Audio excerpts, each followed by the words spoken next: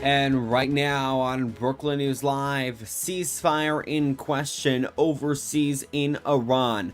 We will break that down. All as Melania Trump distances herself from the Epstein saga. What she had to say in an announcement that President Trump apparently had no clue about. We're going to talk about it coming up here.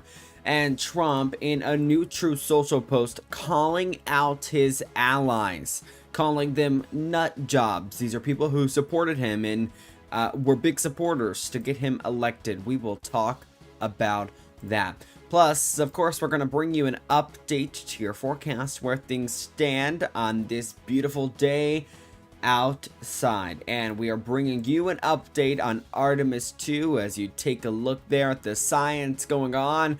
As splashdown is set for tonight on Integrity. That is all coming up on this edition of Brookland News Live. It's time for all the news you need and more. Brookland News Live starts right now. And it is good to be with you on this Friday. It is Friday, April 10th, 2026. Thank you for joining us. A lot to get to. We, of course, are going to start with the latest about what we know on this war in Iran, a war that now has a ceasefire in place, but that exact ceasefire now in question. Now, Vice President J.D. Vance is headed to Pakistan to have peace talks there, of course. Pakistan has been the mediator country, you could say, of these conversations. He has been a part of all of that, and he is now again headed to Pakistan to begin his peace talks, including Special Envoy Steve Witkoff, who is the Special Envoy of the Middle East, going to be there as well in these negotiations. Here is J.D. Vance this morning.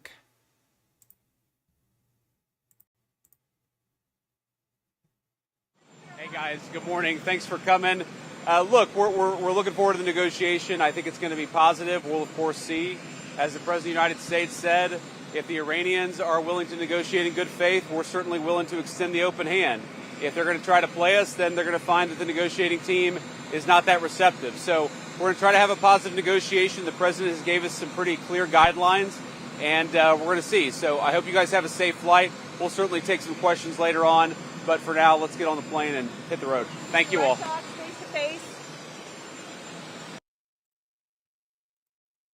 So there you go. There was Vice President J.D. Vance. He said he'll probably take questions on the plane there, or take questions later, excuse me, but said that they were going to have these ongoing negotiations. Of course, this comes as the ceasefire is now in question after Israel continued its attacks on here on Hezbollah, which is the militant group in Lebanon, in Beirut, Lebanon specifically. And we can give you right now our live shot that we have of Beirut. There you go, a live look there, 10:04 p.m. right now. Now, Israel and the U.S. both believe that attacks on Hezbollah in Lebanon could continue, specifically because that was what they believed that wasn't in the ceasefire. Now, it caused Iran to call out Israel for this and eventually, once again, close the Strait of Hormuz. Now, we are getting new reporting from the Associated Press on all of this, who says Netanyahu is now authorizing direct talks with Lebanon in a potential boost to ceasefire. So a sidebar kind of conversation here that the Associated Press has now come out with. Now, of course, Lebanon and Israel, at least according to this AP reporting, have been at war since the founding of Israel, essentially, which was back in 1948. Now, when we talk about the Strait of Hormuz, we know that according to our sources here at Brookland News, at least only seven ships, I should say, have made it through the strait throughout the last few days. The strait, of course, is what has caused gas prices to rise so significantly right here in the United States, and we're going to get to that aspect of things.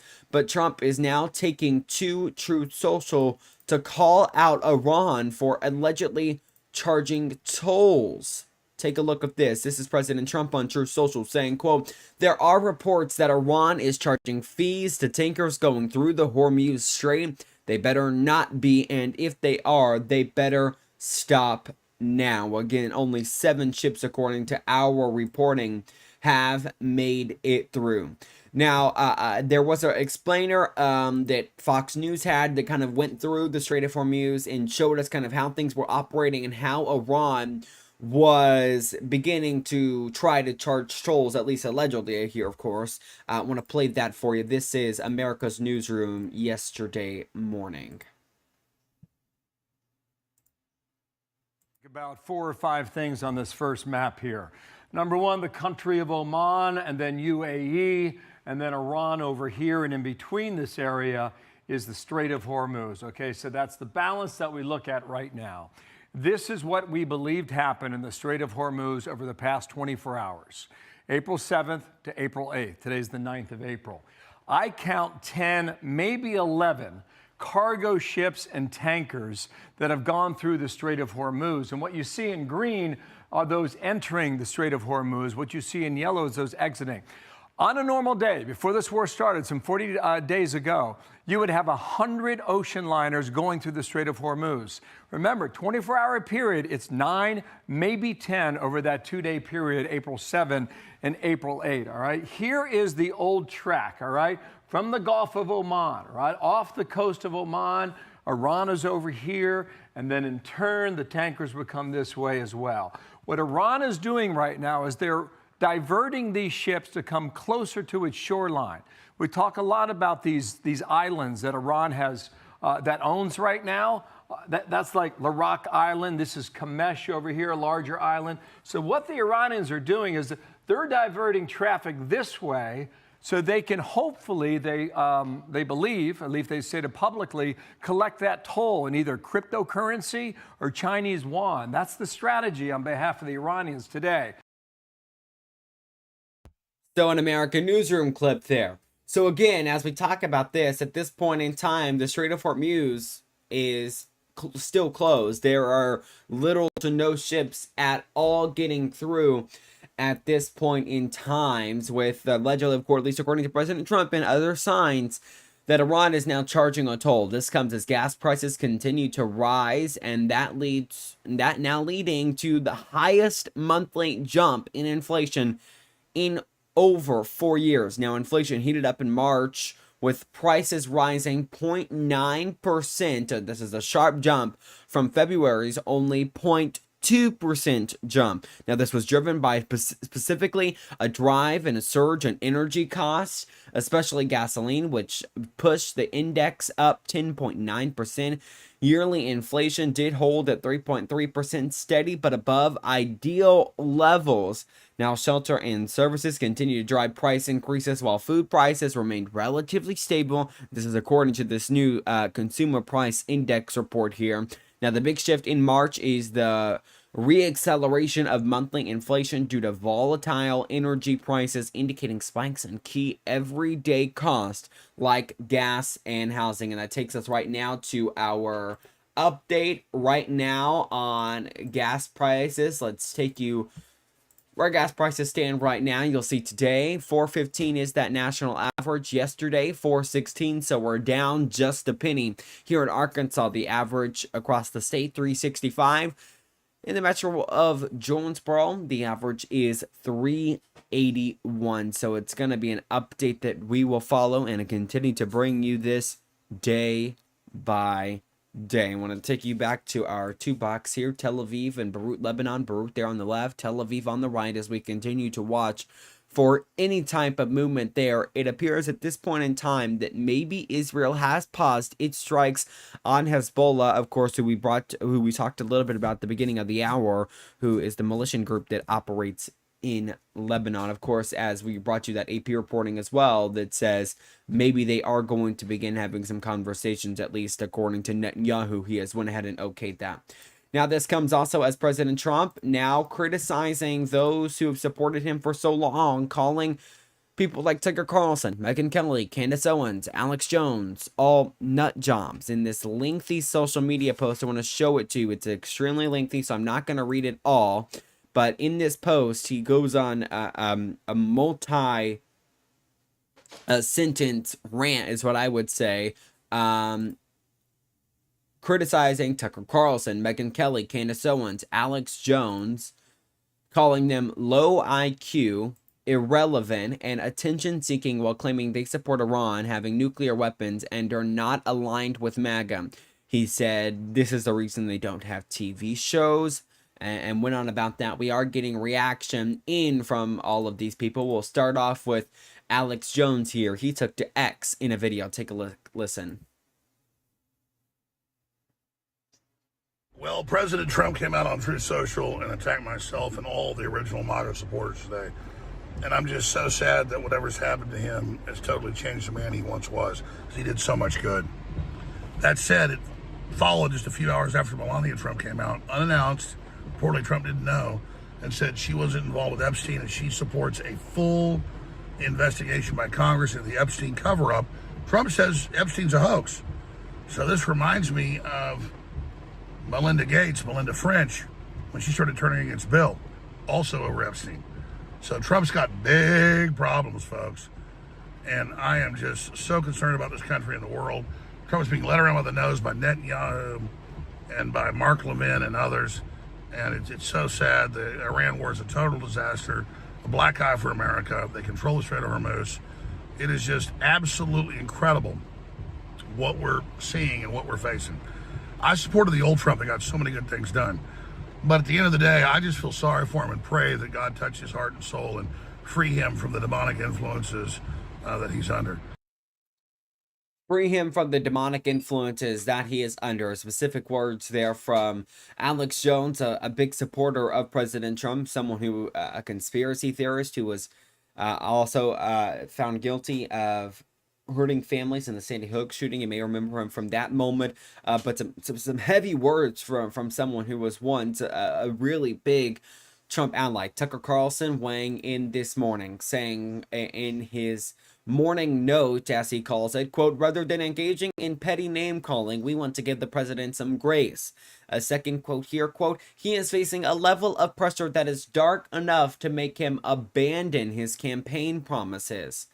I should say Candace Owens also weighing in on all of this, saying, quote, in a X post, it may be time to put Grandpa up in a home. Specifically from Candace Owens there. So a number of his supporters, one saying demonic influences, saying one, let's give the president some grace, another saying put Grandpa up in a home there. Megyn Kelly, she may have weighed in. I know she has a Sirius XM show that comes on sometime around the same time that we are on the air here, but she may have weighed into this post as well by now. So again, that lengthy post by President Trump criticizing those who once supported him and now are criticizing him, President Trump, on this war. So want to play some more video for you, though. This is kind of, we brought you this earlier, I believe it was in early March. This was a video on those who were disagreeing with Trump, and I believe it shows some of the same faces that you saw President Trump criticize last night in that lengthy Truth Social post. Take a listen.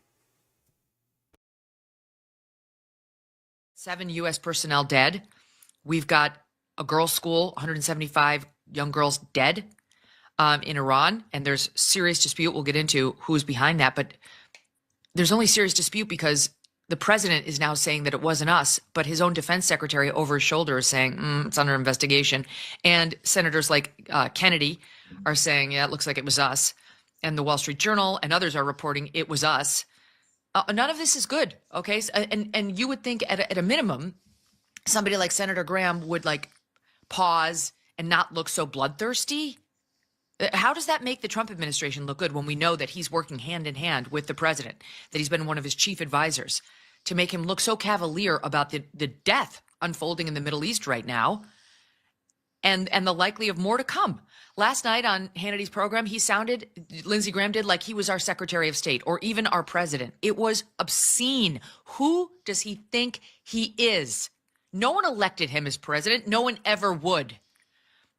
As if the American public would elect Lindsey Graham to lead this war. He thinks he's the commander in chief. He's starting to sound truly deluded, like someone needs a psychiatric intervention. That doesn't make much sense to me, but neither does this idea that you're going to take over a country's oil supply. Like that, we'll just take it. The problem is from the outside, like the rest of the world, you look at this unnecessary aggression by the United States government, and then you tack on whatever propaganda they have already been spitting out about America for the last 20 or 30 years, and then this war with Iran gets really ugly. Because that's how you start a World War III. You start a World War III by doing something that, other than people that wanted this forever, who else thinks that's a good idea? Who else thinks it's a good idea to just attack a country that isn't doing anything? The bombing of a girls' school next to an Iranian naval base that was apparently the school of choice for officers at the naval base. These were the children, the daughters of the people we're fighting. You have to believe that was accidental, despite the fact it was hit twice, 40 minutes apart. It looks very much like a double tap, which is to say a bombing and then an attack on the people coming to rescue the injured. But as an American, you have to believe this was a tragic mistake. But we have to verify that, because if you wake up in the morning and you're living in the kind of country that thinks it's okay to kill not simply military officers, but their daughters, that country's not worth fighting for. You just can't sit there and go, shine us on about imminent threat. Oh, yeah, it's not an imminent threat. So no, it doesn't work like that. The people in the messaging department over there got to get serious about this. You're going to start losing people if there's not consistency, just to kind of shine on imminent threat. No. Incorrect, sir. Incorrect, Mr. Pete Hexet. There was not an imminent threat, and now we're in it.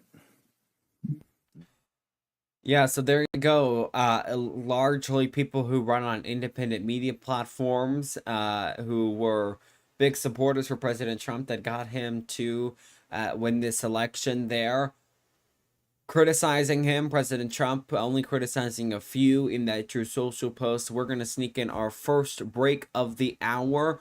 When we come back, Melania Trump now breaking with the Epstein files, trying to distance herself. We'll talk about it when we come back in just a few moments. You're watching Brooklyn News Live. It is Friday, April 10th.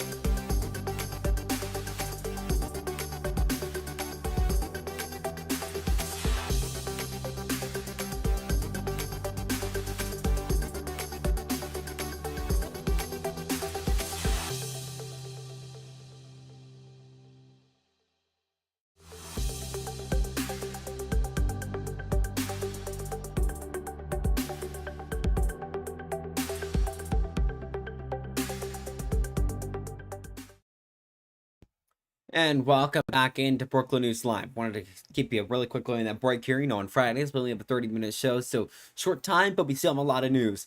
First Lady Melania Trump now distancing herself from the Epstein files, and in a new announcement and kind of a press conference type situation that she held late yesterday. Want to play it for you here. This is Melania Trump yesterday at the White House. Take a listen here. The lies linking me with the disgraceful Jeffrey Epstein need to end today. The individuals lying about me are devoid of ethical standards, humility, and respect. I do not object to their ignorance, but rather I reject their mean-spirited attempts to defame my reputation. I never been friends with Epstein. Donald and I were invited to the same parties as Epstein from time to time, since overlapping in social circles is common in New York City and Palm Beach. To be clear, I never had a relationship with Epstein or his accomplice, Maxwell. My email reply to Maxwell cannot be categorized as anything more than casual correspondence. My polite reply to her email doesn't amount to anything more than a trivial note. I am not Epstein's victim. Epstein did not introduce me to Donald Trump. I met my husband by chance at a New York City party in 1998. This initial encounter with my husband is documented in detail in my book, Melania. The first time I crossed paths with Epstein was in the year 2000 at an event Donald and I attended together. At the time, I had never met Epstein and had no knowledge of his criminal undertakings. Melania Trump there distancing herself, saying that she does not like people trying to defame her reputation. Not only that, but rather says they were more kind of alludes that maybe they were more of acquaintances, as in they were invited to the same parties, but they never had a relationship. And there towards the end, she also noted that she was not aware of any of the crimes that Epstein has been found guilty of there. So again, the First Lady now distancing herself from the entire Epstein saga. Some more news coming into us earlier this morning at the National Action Network convention in New York City. Kamala Harris now answering a big question many Democrats are still asking. Will she run for president in 2028? Kamala Harris earlier today on that exact question when she was asked by Reverend Al Sharpton. Take a listen here. This is in New York City yesterday. You're gonna run Today. again in 28. So, okay, I tried to be subtle, but I just figured I'd go right well, at that's as subtle as Reverend Al Sharpton could ever be. We love you for many things, but not being subtle. Listen, I might. I'm thinking about it. But let me say this. Let me say this. I am thinking about it, but let me also say this. Look, I served for 4 years being a heartbeat away from the presidency of the United States. I spent countless hours in my West Wing office, footsteps away from the Oval Office. I spent countless hours in the Oval Office and the Situation Room. I know what the job is, and I know what it requires. I also know, one of the things that I've been doing, Rev, is, is I've been traveling the country the last year. I've been spending a lot of time in the South and many other places. And the one thing I'm really clear about also is the status quo is not working and hasn't been working for a lot of people for a long time. Kamala Harris there saying she is thinking about a 2028 presidential run.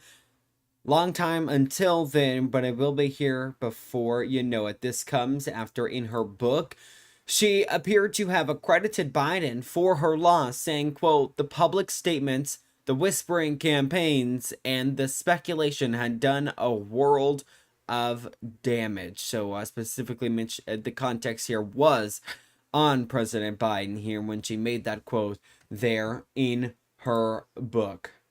Okay, another quick break. When we come back, the latest on Artemis 2 as it continues its mission, and it's heading home tonight, expected to arrive at 7:07 Central Time. We're talking about it when we come back. You're watching Brookland News Live.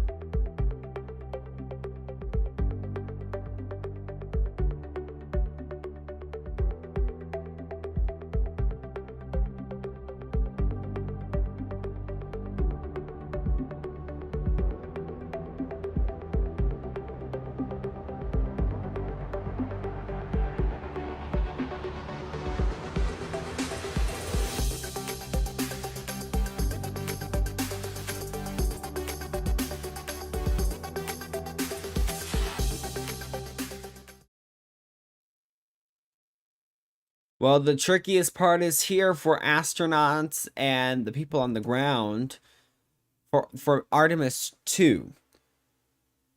This comes as Artemis 2 now needs to retain its original heat shield, and I'll kind of break this down for you because it faced a risky Earth re-entry, and that's what is expected to occur tonight. Later tonight, after we get off the air, that's what's expected to occur. So NASA has acknowledged these issues, but asserts safety after analysis and testing. So in Artemis 1, there were some issues with the heating throughout this, and we're going to play some analysis from a CNN reporter here in just a moment. But there were some issues. Now NASA says they have fixed a lot of these issues.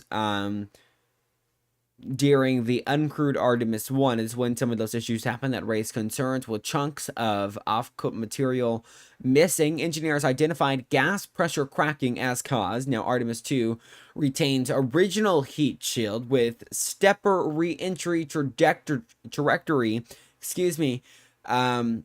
to minimize danger. Now former astronauts Charlie Kamara and Dan Rasky criticized that decision, citing catastrophic risk and lack of complete physics and understanding.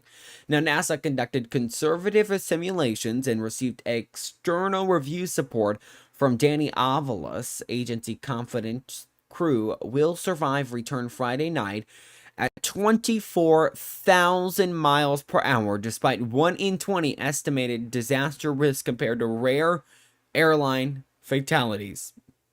So if that didn't make any sense to you, this will, because this is an analysis from a for real space guy who knows what he's talking about on CNN. And then we're going to play NASA addressing these issues of re-entry on Earth. Take a listen here to this CNN report from yesterday. And comes back into Earth's atmospheres, there may be no other part of this that is more important than the heat shield on the bottom of the space capsule here. Why is that so important? Because this is coming in at 25,000 miles per hour. That means there's going to be a tremendous buildup of heat on the bottom of the craft, about 5,000 degrees, half the temperature of the surface of the sun. Now, this is an ablative shield. What does that mean? That means it is supposed to erode off against all of that intense heat. But in the Artemis 1 mission, one of the things they noticed was that it was not eroding so evenly. That's it right over there. And that raised some safety concerns. So what they did was reconfigure the exact way that they're going to bring this back, thinking that that might avoid that problem again, or at least mitigate it, and allow the craft to slow down, slowly pop its 11 different parachutes, and doing so get to a speed where it can safely splash down in the ocean with the 4 astronauts aboard. Okay, that probably makes a lot more sense than the way I explained it. Now you're able to see some of those astronauts, or at least just for a moment there before we lost that camera. In Artemis 2, there's a look at ground control. Now I want to play you NASA yesterday in their press conference weighing in on this question. Not that far away as we stand now. Are there any preparations for that have begun, or can you tell us anything about that? Yeah, so if you just go down the road here, there's a Mark 1 Blue Origin lander that just came out of Chamber A. That's getting shipped back to Florida. I know the folks in Boca Chica are getting the Block 3 Starship ready to roll. They've done cryoproofing. They're going to do static fires here shortly in April and hopefully get off relatively soon. Core Stage 3, the top 4 fits of Core Stage 3 are going to ship from Michoud on the 20th of April. The booster F segments for Artemis 3 are already at Kennedy. As we talked earlier, the Orion, the Dash 3 Orion, the CM and the SM are still separated, but the new heat shield, which has been redesigned to tolerate those new conditions, is also assembled and ready to go. We just have to make those segments and go. And so we're yes, in earnest, proceeding as quickly as we can. The mobile launcher. Alrighty, proceeding as quickly as we can. There you hear are them speaking there on the Artemis 2 splashdown again, set for tonight. So we will monitor that and bring you updates when it comes. Now live here in Brookland, weather doesn't look too bad throughout the weekend. So when we see you on Monday, we'll have to ask you how everything went, how the weather felt. Want to bring you right now to your forecast tonight. Isolated thunderstorms are possible. Does that mean Brooklyn is going to see rain? We don't quite know that far, but we do know some isolated thunderstorms are expected here in our area. So low of 60 as we go into tonight. Beware of those storms expected for tonight. By Saturday, high of 85, low of 63. We're going to watch for some heat. It's going to be a good day to step outside if you got to. I wouldn't say like, yard work and things like that. It's a little too hot. I mean, you could have done that last weekend. I believe it was pretty okay. Throughout the week was pretty okay too. Today's a pretty good day to do that. To get out and do some yard work if you have to. Sunday, high of 83, low of 67. I want you all to know, please have a good weekend. Remember, guys, we will be right back here on Monday with an update on whatever happened over the weekend, whatever that might be in this busy news world. So again, join us next Monday. So this upcoming Monday, I guess, 2 p.m. and every weekday at 2 p.m. I know we took the day off yesterday. I'm sorry, guys. I was a little under the weather. We're back today bringing you the news as it happens. Thank you for watching. That does it for us. We'll see you back here on Monday.